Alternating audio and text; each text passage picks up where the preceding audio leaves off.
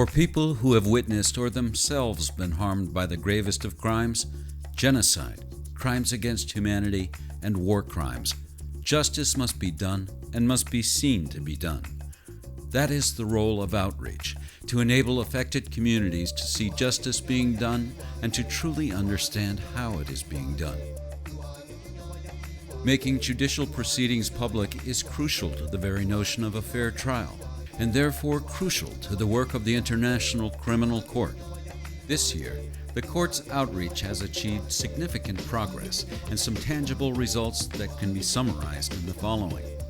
The number of activities and people reached increased. New target groups reached and engaged. New outreach tools were developed and existing ones refined. Unforeseen developments promptly addressed and communicated. Field outreach offices fully staffed. Process of setting up the formal and standardized evaluation system finalized. Outreach activities have been conducted in 4 countries: the Democratic Republic of Congo, the Central African Republic, Uganda, and the Darfur region of Sudan.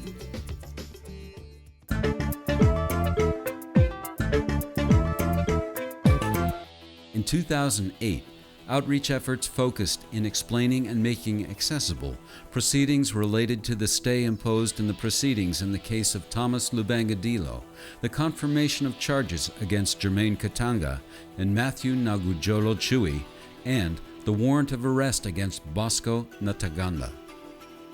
The arrest and surrender of Jean-Pierre Bemba Gombo, a Congolese national and member of the parliament, to the ICC by Belgium, in connection with crimes committed in Central African Republic, had also an enormous impact in the Democratic Republic of Congo, especially in Kinshasa.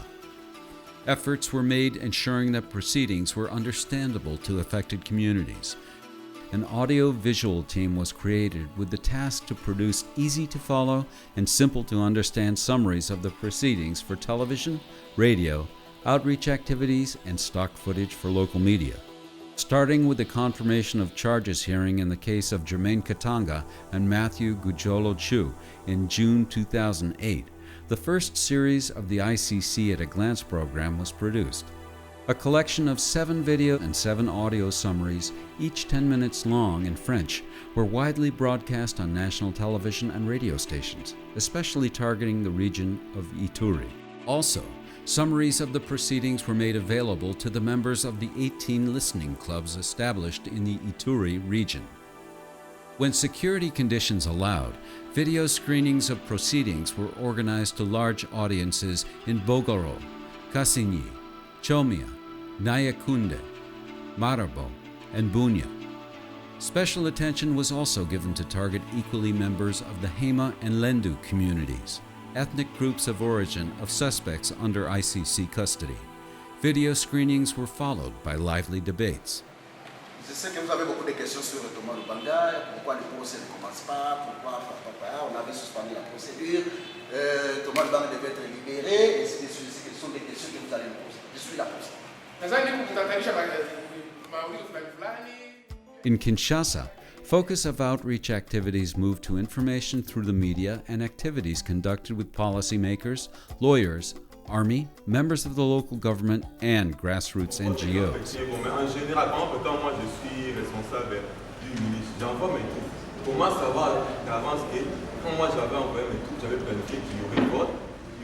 From the office in Kinshasa, the ICC at a Glance television and radio program was distributed to the 5 television stations, including national television RTNC, and 4 radio stations, covering almost the entire territory of the DRC.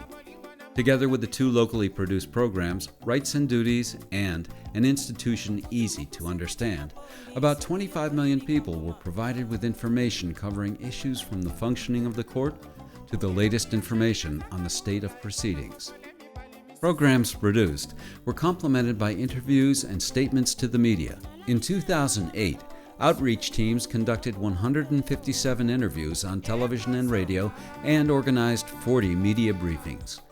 Following the intensified judicial activity in July, 47 interviews were broadcast on national and local media. Outreach activities were expanded to North and South Kivu, where the prosecutor is now conducting investigations. Representatives of various groups, students, NGOs, children's rights activists, women's rights groups, and journalists participated in various activities. Tous ces crimes qui ont été commis, c'est surtout des crimes de violence sexuelle à très grande échelle. Tous ces crimes-là vont faire l'objet des enquêtes du procureur. People exposed to outreach are beginning to understand the court's mission and the legal processes. Some progress and tangible results were made. However, a challenge remains to continuously disseminate neutral information in order to dispel deeply rooted misconceptions. Next year, Outreach Unit intends to publicize the proceedings to the highest possible extent by disseminating the information in the most efficient way through the most effective channels of communication. PIDS will have an active role in the medium of radio and television and will use all means available to ensure maximum information exposure of the upcoming trial of Mr. Thomas Lubanga.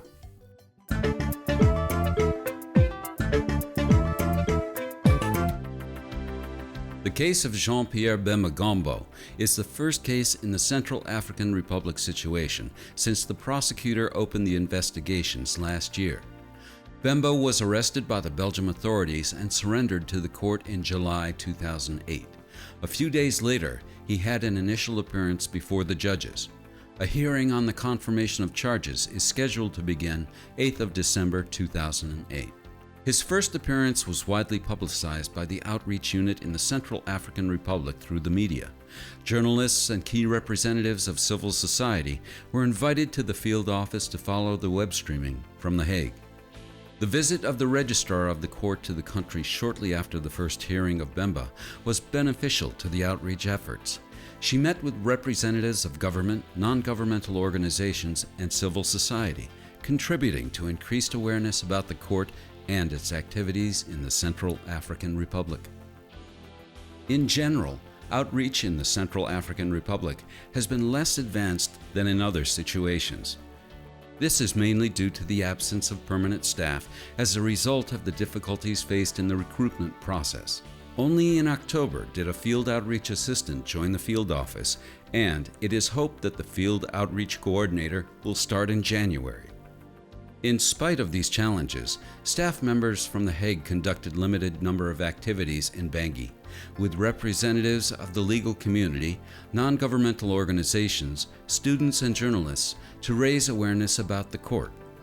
During consultation meetings, common misconceptions about the court were compiled and concerns identified. There is still much to be done. Next year, with 2 staff members on board, a strategic plan will be developed to respond to the information needs of the population and the current judicial status. Independent meetings will be conducted with key representatives of the key target groups to prepare the grounds under which grassroots populations could be engaged.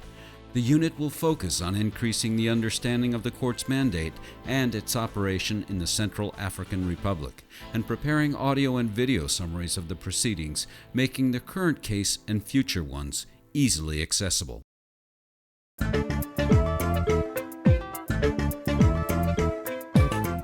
In the situation in Uganda, 5 warrants of arrest have been issued naming the top commanders of the Lord's Resistance Army: Joseph Kony, Vincent Oti, Okat Ojambo, Dominique Ongve, and Raska Lukvia. In 2007, Pretrial Chamber 2 terminated proceedings against Raska Lukvia after he was confirmed dead. With outstanding warrants and limited judicial developments, outreach efforts this year focused on providing factual information about the court and clearing misperceptions, and were influenced by discussions dominated by the ongoing peace talks between the government of Uganda and the Lord's Resistance Army. We are a judicial institution. Those peace talks are political talks.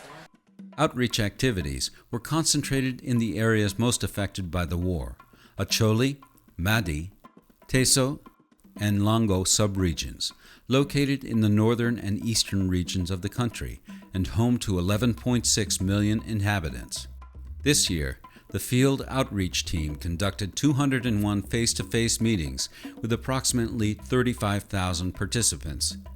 This is a significant increase in the number of activities carried out in 2007, when 32 activities were implemented with 8,874 participants. Grassroots population, especially internal displaced persons, were directly engaged during town hall-style meetings. Some camps were revisited, while new groups of internally displaced people were engaged in outreach activities for the first time. Considering the low literacy level of the displaced population, the unit has continued to use drama performances to explain the nature of the crimes, the jurisdiction of the court mandate, and the court's activities. In 2008, 3 new programs were established targeting youths, teachers, and women.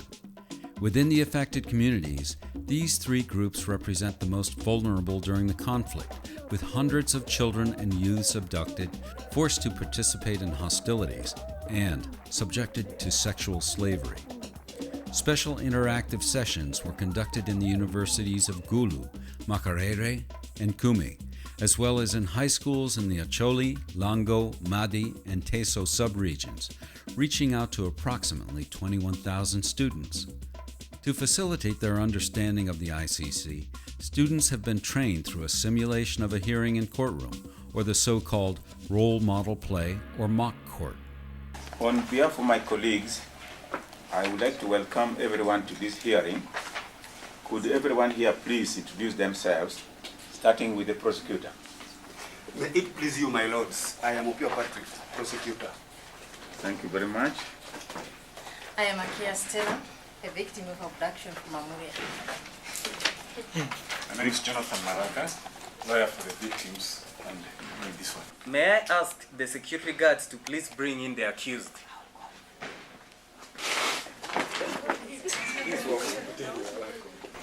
Have you been informed of the crimes with which you are charged? Yes or no? The women's program was also launched this year. This responded to the need to establish a special atmosphere involving discussions for women. Consideration was given to the fact that during the conflict, rape and other forms of sexual and gender-based violence were allegedly committed on a massive scale, making the work of the court particularly relevant for women. Outreach activities were complemented with media relations. On a regular basis, the unit provides journalists with updates of court activities, answers to press inquiries, and when need be, clarify misperceptions about the mandate and jurisdiction of the court. To reach wider audiences in the region of operations, where there is a population of over 11 million, the unit has associated with 4 community radio stations with an estimated audience of 8 million people. Weekly interactive talk shows with a large participation of listeners were produced. Monthly reports submitted by the broadcasters show that these programs, specialized on ICC and justice issues, are very popular, interactive, and engaging. 2008 marked the beginning of gender, youth, and school outreach programs, and evidence from the field show that there is an increasing desire for these groups and other communities to understand how the ICC works.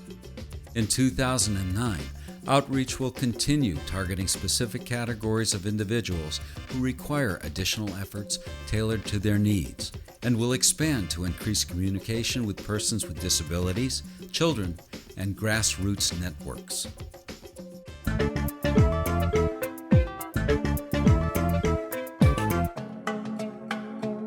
Since the situation in Darfur was referred to the court by the Security Council resolution in 2005, the court has issued 2 warrants of arrest against Ahmed Haroun and Ali Kushib. In July 2008, the prosecutor submitted an application for a warrant of arrest against the President of Sudan, Omar al-Bashir. The submission is currently before the judges.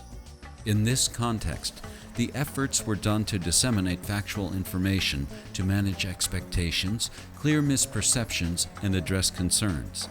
Plans were made to conduct activities at 3 levels: in the refugee camps, with members of the diasporas of Europe and North America, and with key representatives of social groups in Sudan. However, a deteriorating security situation and political unrest in the area influenced the implementation. An important part of the planned activities had to be cancelled. Despite constraints, the outreach team carried out some activities in 4 refugee camps in Chad, engaging camp leaders, women and youth groups, while conducting mass outreach activities with the general population.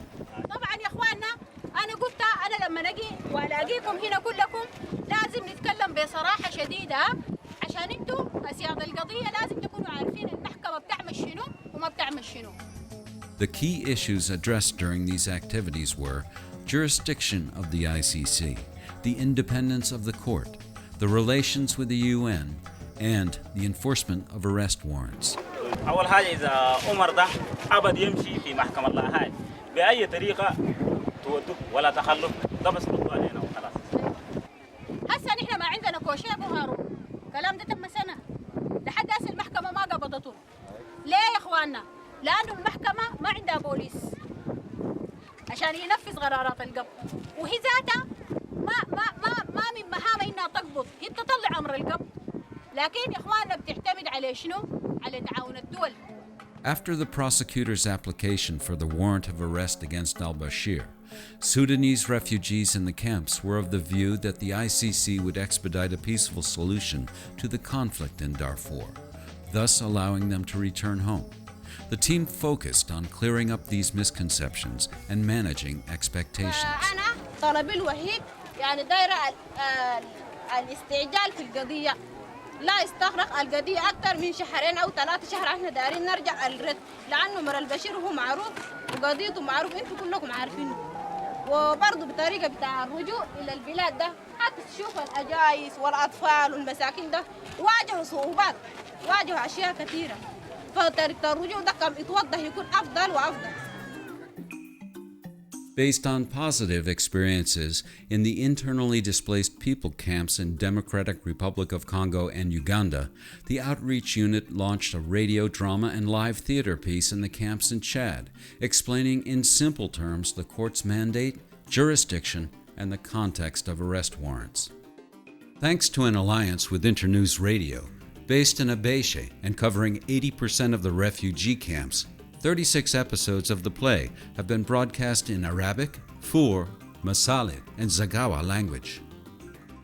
The live theater project was the second component and involved the training of refugees as actors in order to establish drama groups in the camps. In October, the project started in Farshana, where a special tent for rehearsals and workshops was constructed inside the camp, and a group of 30 actors from the refugee community were selected. In The Hague, the Outreach Unit maintained communication with members of the Sudanese diaspora living in Europe and North America. Representatives of key social groups from Darfur and Khartoum, as well as media representatives, were also regularly informed. They were reached mainly through radio, electronic mail, internet, telephone, and in face-to-face meetings organized in cooperation with other organizations. Although data collected in surveys in the refugee camps shows an increase of people's awareness of the court's work, the progress done this year has been very limited. A lot of work remains to be done. To overcome the security constraints, which will continue to be a challenge, the use of the radio will be intensified as a way to disseminate factual information and address the concerns of the population. Outreach is ongoing. Working mainly in the countries torn by conflicts, outreach teams face many challenges on their way to reaching affected communities, including a precarious security situation and little infrastructure. With existing resources, the Outreach Unit has attempted to overcome these hurdles through organization of town hall meetings, trainings, workshops and briefings, and also through the development of creative communication tools which enable the unit to reach vast numbers of people in cost-effective ways. Although there are some areas in which notable progress was made and tangible results achieved, lessons learned and analysis of data collated indicates that much additional work needs to be done to reach a greater number of the affected communities.